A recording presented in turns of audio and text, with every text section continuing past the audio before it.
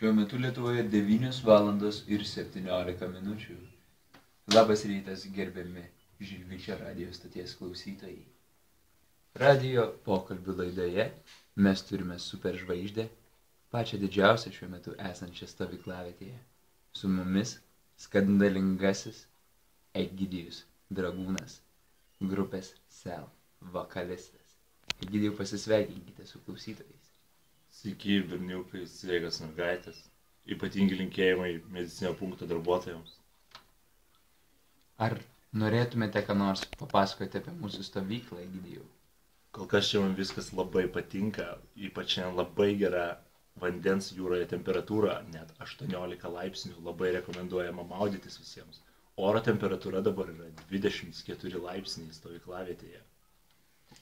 Sklinda kalbos, kad stovyklavietė pasidarė ypatingai karšta, nes į Meilės slėnį atvyko 110 žavių jaunikaičių. Ar girdėjote ką nors apie juos? Girdėjau, kad jie labai gerai žaidžia krepšinį. Norėsiu pats su jais pabandyti pasimėtyti šiek tiek, jeigu galėsim. O kas šiandienos programoje? Šiandien, kiek žinau, 8:30 stovykla ryto pradėjo šokio ritmu, o 10:30 mes turėsime sportinės varžybas, tai žilvitietiškas mylios bėgimas amžiaus grupėse. Kokios tos amžiaus grupės, Egidijau?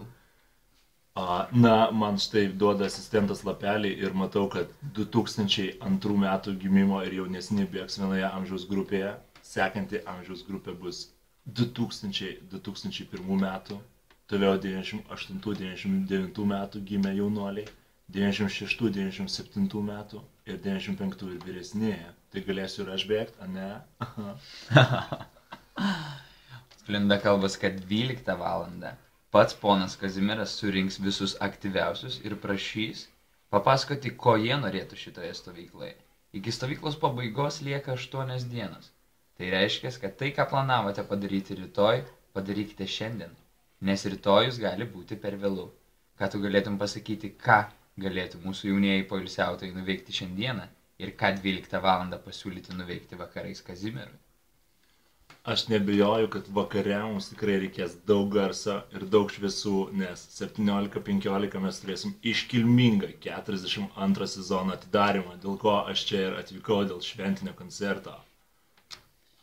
20 valandą sklinda kalbos, kad Makso gitaros mokyklėlėje bus galima pabarškinti net 7 gitarėlės. Kokie tavo planai, Egidijau, 8 valandai?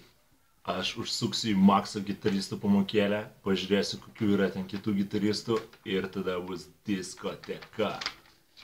8 valandą mes vėl turėsime diskotekėlę, kurią vakar valdė merginos ir tikrai trūko žavių jaunikaičių. Taigi vyrai, daugiau drąsos ir atvykite pajudinti savo klubus su šokio ritmu. Iki.